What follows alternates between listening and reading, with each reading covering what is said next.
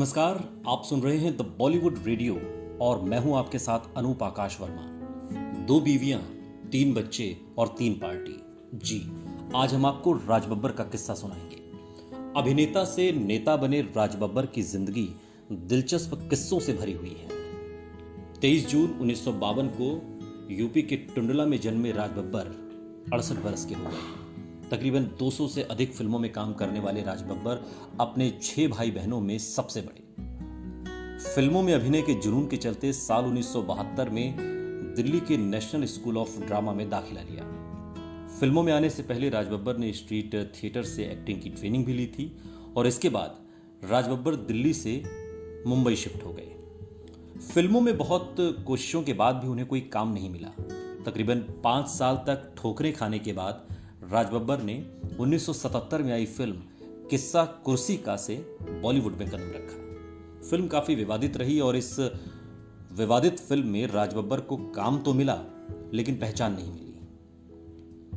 साल 1980 में B are Chopra की फिल्म इंसाफ का तराजू के बाद लोग राज बब्बर को पहचानने लगे। इस फिल्म से जुड़ा हुआ भी एक दिलचस्प किस्सा है।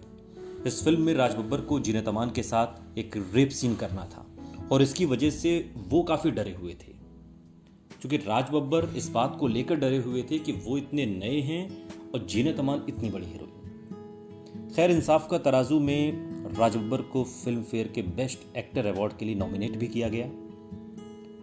इंसाफ का तराजू की सफलता के बाद राज बब्बर बी आर चोपड़ा के फेवरेट हो गए और उन्होंने राज बब्बर को लगभग अपनी हर फिल्म में काम देना शुरू कर दिया। निकाह, आज की आवाज, दहलीज, किराएदार, आवाम, कल की आवाज जैसी तमाम फिल्में शामिल हैं। राज बब्बर जब फिल्मों में अपनी जगह बनाने की जद्दोजहद कर रहे थे, उन्हीं दिनों उनकी मुलाकात सज्जाद जहीर की बेटी नादिरा से हुई और फिर साल 1975 में राज बब्बर ने मशहूर थिएटर आर्टिस्ट और फिल्म निर्देशक नादिरा से शादी कर ली। लेकिन राज बब्बर की जिंदगी से प्यार की तलाश क्या पूरी हो गई थी? नहीं।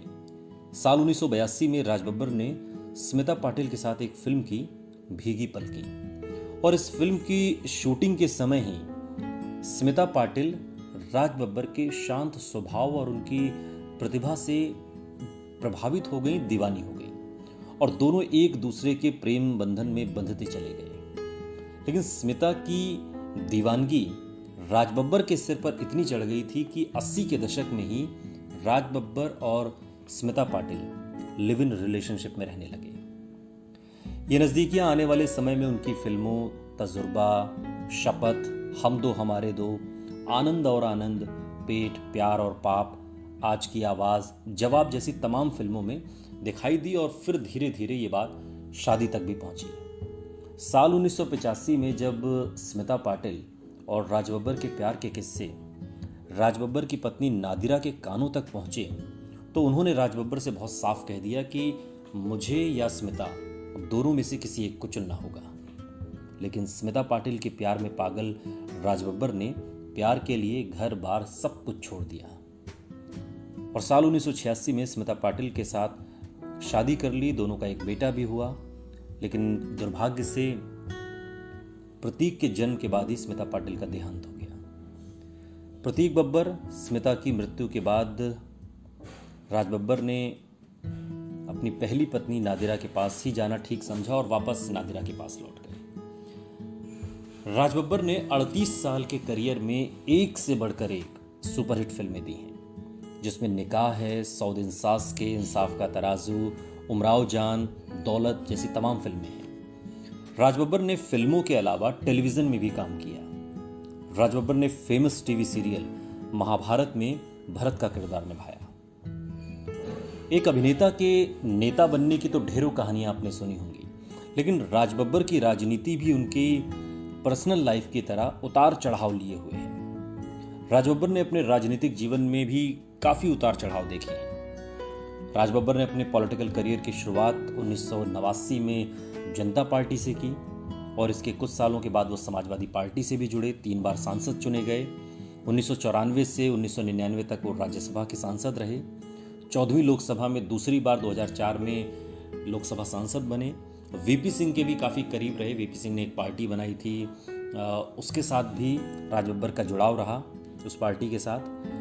2006 में राज बब्बर समाजवादी पार्टी से अलग हो गए और इसके बाद साल तकरीबन बीता, 2 साल बीते और 2 साल के बाद उन्होंने 2008 में कांग्रेस ज्वाइन की और 2009 में चौथी बार चुनाव लड़ा।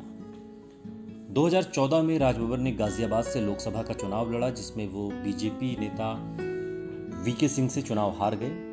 फिलहाल राज बब्बर राज्यसभा के सदस्य हैं और यूं कहें तो फिल्मों का सफर राज बब्बर का कुछ थमा हुआ सा लगता है और राजनीति चलती हुई। मगर राज बब्बर की शख्सियत सिक्के के 2 पहलू सी है, जिसमें एक ओर नेता है तो दूसरी ओर अभिनेता। अनूप आकाश वर्मा को दीजिए अनुमति, सुनते रहिए द बॉलीवुड रेडियो।